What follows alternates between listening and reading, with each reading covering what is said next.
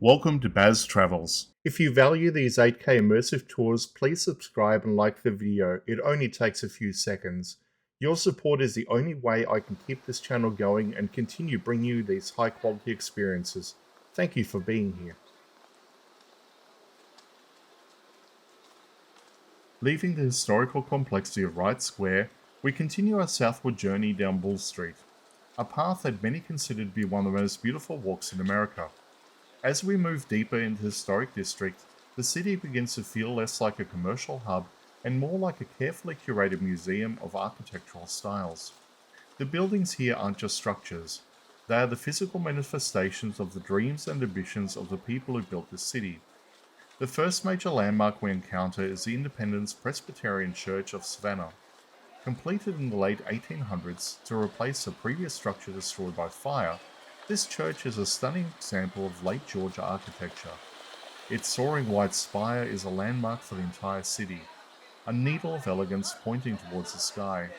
The church represents the long-standing influence of the Scottish-Irish community in Savannah, a group that provided much of the city's early intellectual and spiritual leadership. The sheer scale of the sanctuary and the precision of its design reflect a period when Savannah was at the height of its cultural confidence.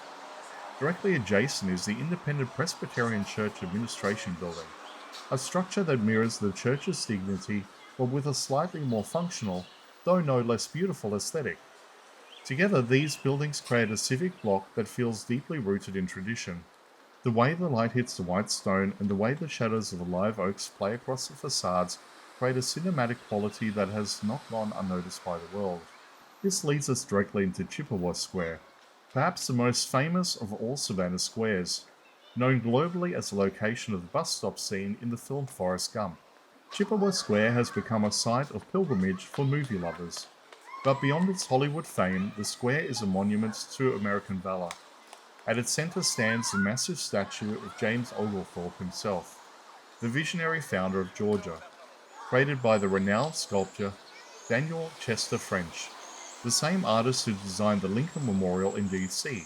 The statue depicts Oglethorpe in full military regalia, looking towards the south, eternally vigilant against the threat of the Spanish invasion. Chippewa Square is surrounded by some of the city's most important cultural institutions, including the Savannah Theater, one of the oldest continually operating theaters in the United States. This area is the theater district of the historic city, a place where the arts have flourished for over 2 centuries. The architecture here is a mix of Federal, Greek Revival, and Victorian styles, creating a visual tapestry that is rich and varied. As you walk through this area, you feel the weight of Savannah's artistic soul.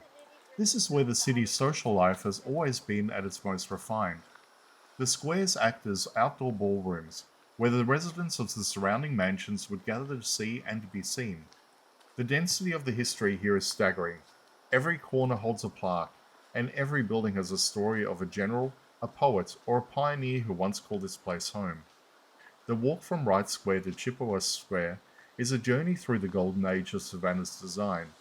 It is where Oglethorpe's vision of a structured, green city reached its most elegant expression. The air here feels heavy with the scent of jasmine and the history of 1,000 Sunday afternoons. To stand in the center of Chippewa Square is to understand why Savannah is called the Forest City. The canopy of oaks create a natural cathedral that frames the monument and the architecture perfectly. As we conclude this leg of our journey, we're at the very heart of what makes Savannah unique, the seamless integration of nature, art, and history. This is a place that has survived wars, fires, and the pressures of modernization by simply refusing to change its character. It is a city that understands its own beauty and guards it fiercely. In the shadow of Oglethorpe's statue, surrounded by the white spires and historic theaters, you can feel the enduring spirit of Savannah, a city that is as much a work of art as it is a place to live.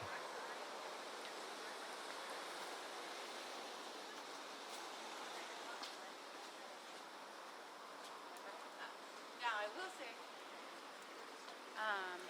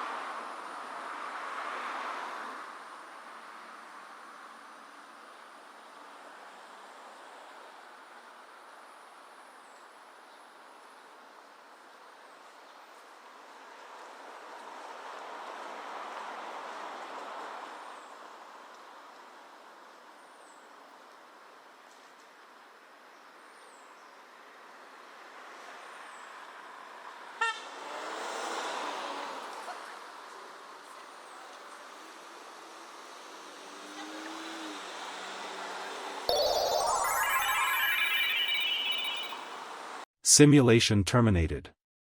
Please comment, like and subscribe.